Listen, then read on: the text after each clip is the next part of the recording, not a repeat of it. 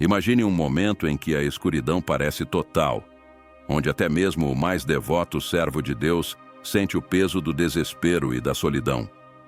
Foi nesse cenário que Elias, um dos maiores profetas da história, enfrentou suas batalhas mais intensas, não apenas contra reis e falsos profetas, mas contra a própria exaustão de sua alma. Elias, o homem que desafiou o poder das trevas e clamou pelo fogo dos céus, encontrou-se em um deserto, desejando que sua vida chegasse ao fim. Qual é o segredo que manteve Elias firme, que reacendeu sua coragem quando tudo parecia perdido? Como ele conseguiu, mesmo em meio à angústia, encontrar forças para seguir adiante e cumprir a vontade de Deus em sua vida? No vídeo de hoje, vamos desvendar o segredo de Elias que todo crente deveria conhecer. Uma verdade poderosa que pode transformar sua vida e fortalecer sua fé em tempos de provação. Vamos explorar como, no momento mais sombrio, Elias recebeu um toque divino que não apenas o sustentou, mas o conduziu a uma renovação espiritual tão profunda que o levou a uma jornada de 40 dias e 40 noites até o monte de Deus. Prepare-se para mergulhar profundamente na história desse homem de Deus e descobrir o que realmente o sustentou nos momentos mais sombrios. Você vai entender como a misericórdia de Deus se manifestou de maneira extraordinária, oferecendo a Elias não apenas consolo, mas uma nova missão e propósito. Este é um segredo que, quando compreendido, pode renovar a sua caminhada com Deus de forma surpreendente e definitiva. O que vem a seguir pode mudar sua vida para sempre. Mesmo os servos mais dedicados de Deus podem experimentar desânimo e exaustão, permitindo que suas circunstâncias sobrecarreguem sua confiança diária em Deus. Elias, um profeta do reino do norte de Israel, testemunhou e realizou alguns dos milagres mais incríveis registrados na Bíblia. No entanto, pouco depois ele sucumbiu à depressão e ao terror. Em resposta à maldade rebelde do rei Acabe, Deus ordenou a Elias que declarasse uma seca na terra. Durante esse tempo, Deus demonstrou repetidamente sua provisão e cuidado com Elias, permitindo que ele bebesse água de um riacho que deveria estar seco e enviando corvos para lhe trazer pão e carne. Elias, o tesbita que habitava em Gileade, disse a Acabe: "Tão certo como vive o Senhor, o Deus de Israel, perante cuja face estou, não haverá orvalho nem chuva nestes anos, senão segundo a minha palavra." E a palavra do Senhor veio a ele, dizendo: "Vai-te daqui, e vira-te para o oriente, e esconde-te junto ao ribeiro de Querite que está diante do Jordão. Beberás do ribeiro, e ordenei aos corvos que ali te sustentem." Elias foi e fez conforme a palavra do Senhor. Foi e habitou junto ao ribeiro de Querite, que está diante do Jordão. Os corvos lhe traziam pão e carne pela manhã e à tarde, e ele bebia do ribeiro. Mas, passados dias, o ribeiro secou, porque não tinha havido chuva na terra. Mais tarde, o Senhor o conduziu à casa de uma viúva que estava sofrendo os plenos efeitos da seca. Ela estava com seus últimos pedaços de alimento. Mas Deus deu a Elias autoridade para garantir a ela que sua farinha e óleo seriam milagrosamente reabastecidos dia após dia. E assim foi. Quando o filho da viúva morreu, Elias orou a Deus para trazê-lo de volta à vida, e ele o fez. E a palavra do Senhor veio a Elias, dizendo: "Levanta-te, vai a Sarepta, que pertence a Sidom, e habita ali. Ordenei a uma mulher viúva que te sustente." Levantou-se, pois, e foi a Sarepta. Chegando à porta da cidade, eis que estava ali uma mulher viúva apanhando lenha. E ele a chamou e lhe disse: "Peço-te que me tragas um pouco de água num vaso, para que eu beba."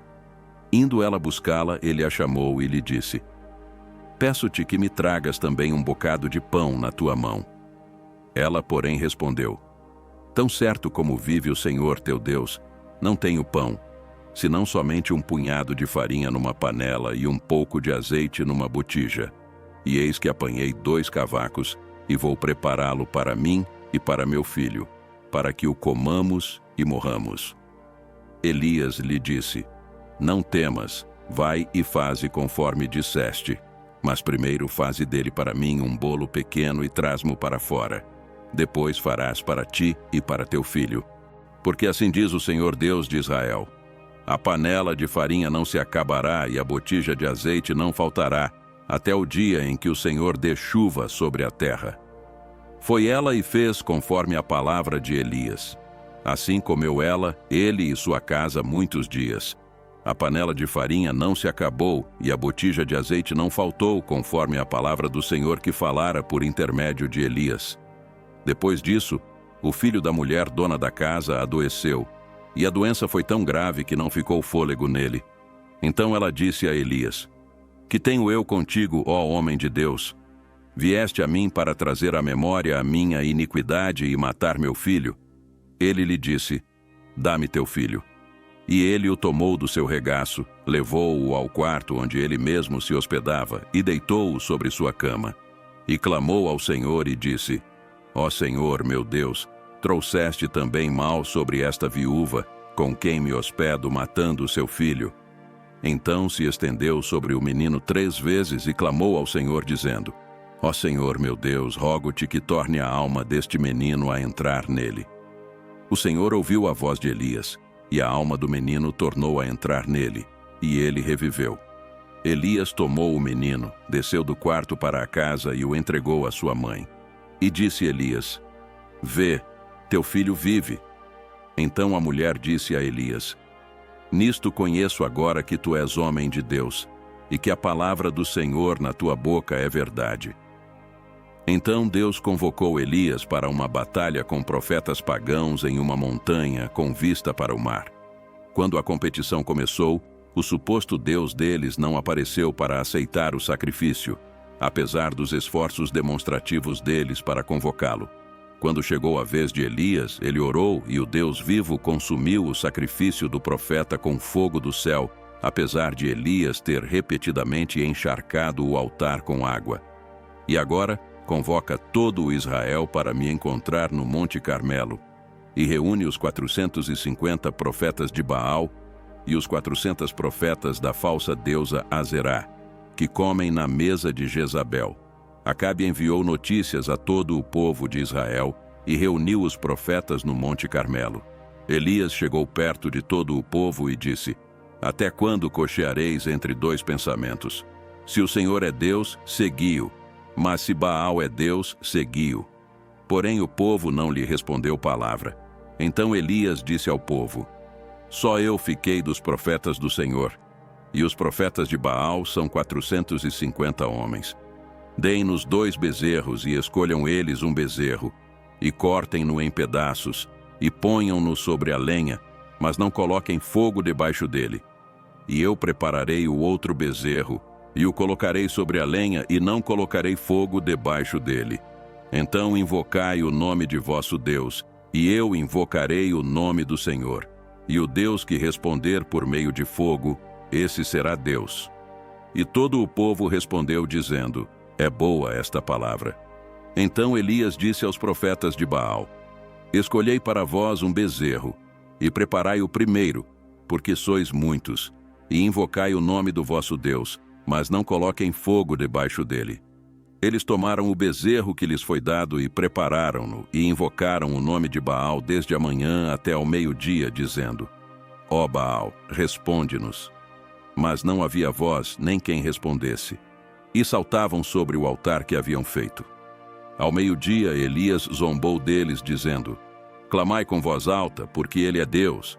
Pode ser que esteja meditando, ou está retirado, ou está de viagem. Ou talvez ele esteja dormindo e precise que alguém o acorde.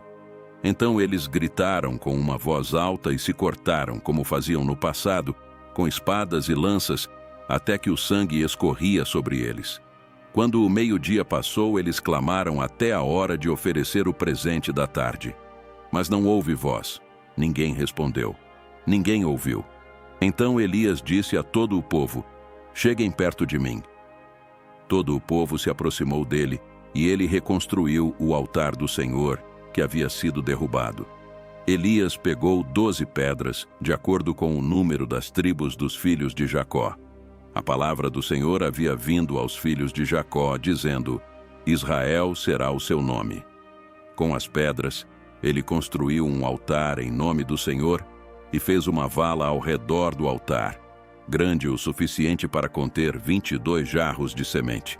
Em seguida, ele arrumou a lenha, cortou o boi em pedaços e o colocou sobre a lenha e disse: Encham 4 jarros com água e derramem sobre o holocausto e sobre a lenha. Ele disse: Façam isso uma segunda vez. E fizeram uma segunda vez. Ele disse: Façam uma terceira vez. E eles fizeram uma terceira vez. A água correu ao redor do altar e encheu também a vala. Então chegou a hora de oferecer o presente da tarde. Elias, o homem que falava por Deus, se aproximou e disse: Ó Senhor, Deus de Abraão, Isaque e Israel, que hoje fique conhecido que Tu és Deus em Israel. Que se saiba que eu sou Teu servo e que fiz todas estas coisas conforme a Tua palavra. Responde-me, ó Senhor, responde-me para que este povo saiba que Tu, ó Senhor, és Deus e que voltaste o coração deles para Ti novamente. Então o fogo do Senhor caiu. Ele queimou o holocausto, a lenha, as pedras, o pó, e ainda lambeu a água que estava na vala. Todo o povo caiu com o rosto em terra quando viu isso. Eles disseram: O Senhor, Ele é Deus. O Senhor, Ele é Deus. 1 Reis 18, 19 e 39. A multidão não apenas viu o fogo de Deus em Elias, mas também o viu em seu ministério, literalmente. Elias ficou frustrado com a rebelião espiritual do seu povo e enfurecido com os falsos profetas de Baal. Ele enfrentou ambas as forças no Monte Carmelo e derrotou os servos do diabo, apesar de estar em desvantagem numérica de 850 para 1. Ninguém havia visto nada semelhante à sua bravura desde o dia em que Davi lutou contra Golias anos antes. E como Davi, Elias enfrentou seu adversário com zelo. Seu olhar estava fixo na majestade de Deus, não na quantidade de seus adversários. Essa visão celestial forneceu o combustível que manteve sua coragem ardendo.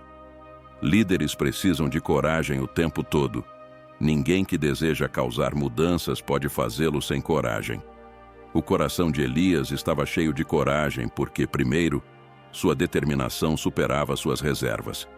Apesar de estar em grande desvantagem, Elias decidiu que Baal precisava ser confrontado a qualquer custo. Segundo, seu desejo triunfava sobre seu desespero. Apesar do perigo, Elias respondeu com o objetivo de honrar a Yahvé acima de tudo. Terceiro, sua compaixão superava sua insatisfação. Apesar de sua aversão à atitude do povo, Elias desejava que eles encontrassem e seguissem Yahvé. Enquanto adorava e orava sozinho no topo da montanha, Elias reuniu coragem para invocar fogo do céu. O fogo dentro dele trouxe o fogo de Deus, derrotando Baal de forma decisiva. Após essa incrível demonstração do poder de Deus, Elias foi convocado para realizar outro milagre. O profeta orou para que a seca terminasse, e Deus respondeu enviando uma pequena nuvem, seguida por uma chuva torrencial. Diante de todo o seu sucesso, esperar-se-ia que Elias estivesse cheio de confiança, alegria e louvor ao Senhor naquele momento de sua vida. Porém, quando soube que a rainha Jezabel havia jurado matá-lo, ele fugiu para o extremo oposto do país, onde se sentou debaixo de uma árvore e implorou a Deus que tirasse sua vida. 1 Reis 18, 41, 46. Então Elias disse a Acabe: Suba, coma e beba, pois há o som de muita chuva. Assim Acabe subiu para comer e beber, mas Elias subiu ao topo do Carmelo. Ele se abaixou até o chão e colocou o rosto entre os joelhos e disse ao seu servo: Suba agora e olhe em direção ao mar. Ele subiu, olhou e disse: Não há nada. 7 vezes Elias disse: Vá novamente. Na 7ª vez ele disse: Vejo uma nuvem tão pequena quanto a mão de um homem subindo do mar.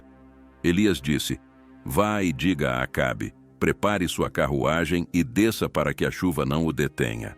Logo o céu se encheu de nuvens escuras e vento, e houve muita chuva. E Acabe foi para Jezreel.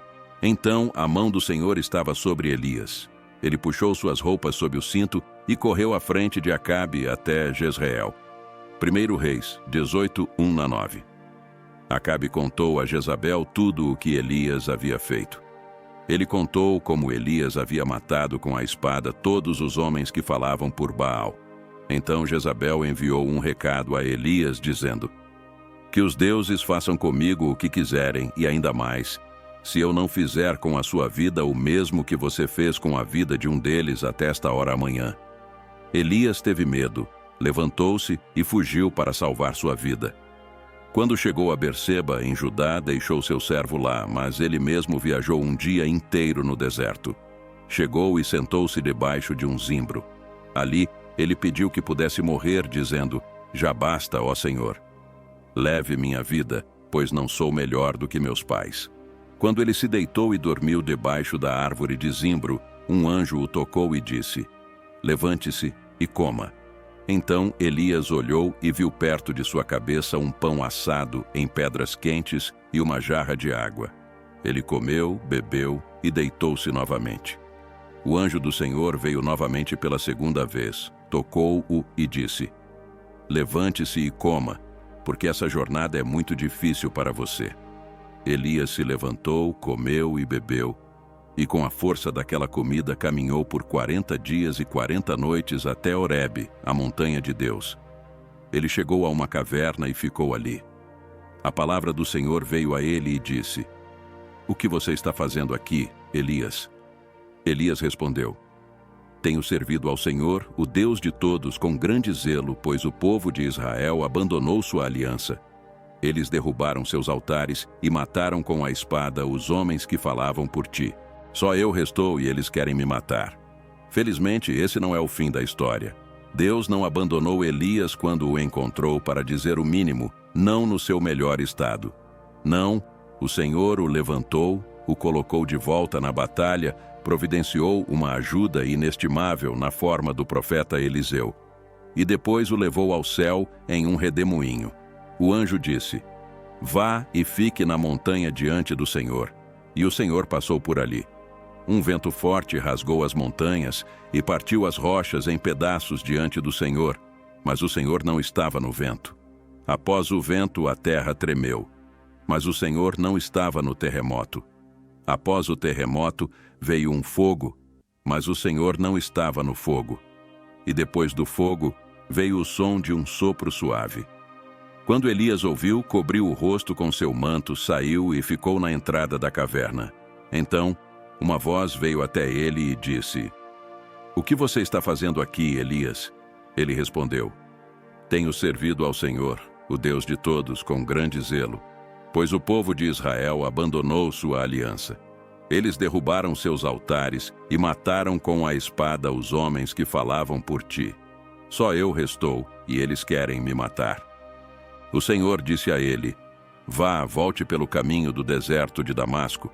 Quando chegar lá, unja Azael como rei da Síria, unja Jeú, filho de Ninsi, como rei de Israel, e unja Eliseu, filho de Safate, de Abel-Meolá, para ser profeta em seu lugar. Jeú matará quem escapar da espada de Azael, e Eliseu matará quem escapar da espada de Jeú. Mas deixarei em Israel 7.000, cujos joelhos não se dobraram diante de Baal, e cujas bocas não o beijaram. Enquanto eles caminhavam e conversavam, eis que um carro de fogo e cavalos de fogo apareceram separando os dois, e Elias subiu ao céu em um redemoinho. Somos humanos, assim como o profeta Elias. Ficamos exaustos, e quando nossas mentes e corpos se cansam, podemos nos sentir sobrecarregados. No entanto, o Deus que nos criou sabe do que somos feitos. Ele se lembra de que somos pó. Deus nunca esquece suas promessas para nós, mesmo quando nossa memória da bondade de Deus enfraquece. O profeta Elias estava ciente da idolatria de Israel.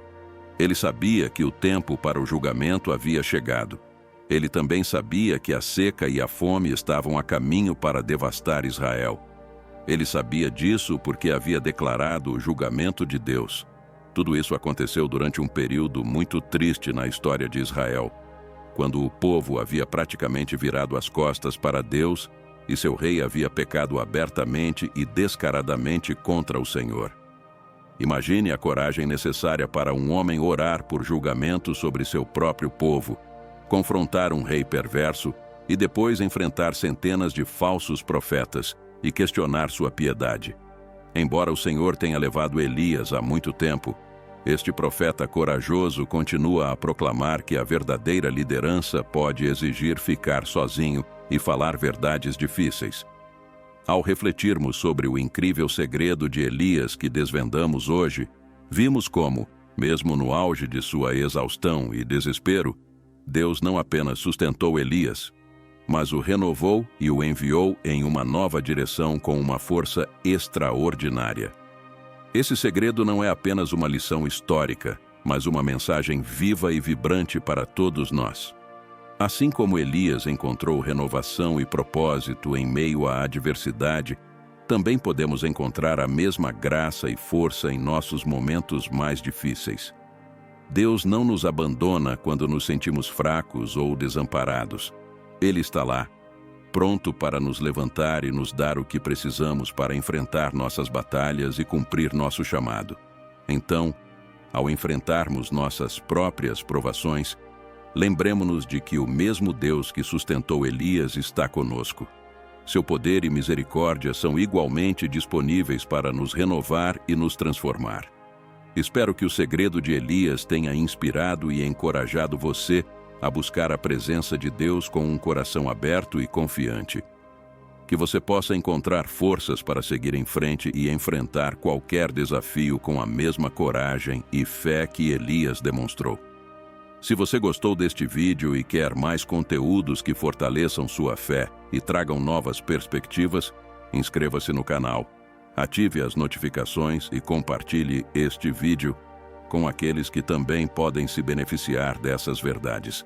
Obrigado por estar conosco nesta jornada. Que Deus continue a guiá-lo e abençoá-lo em todos os seus caminhos. Até o próximo vídeo e que a paz e a força de Deus estejam sempre com você.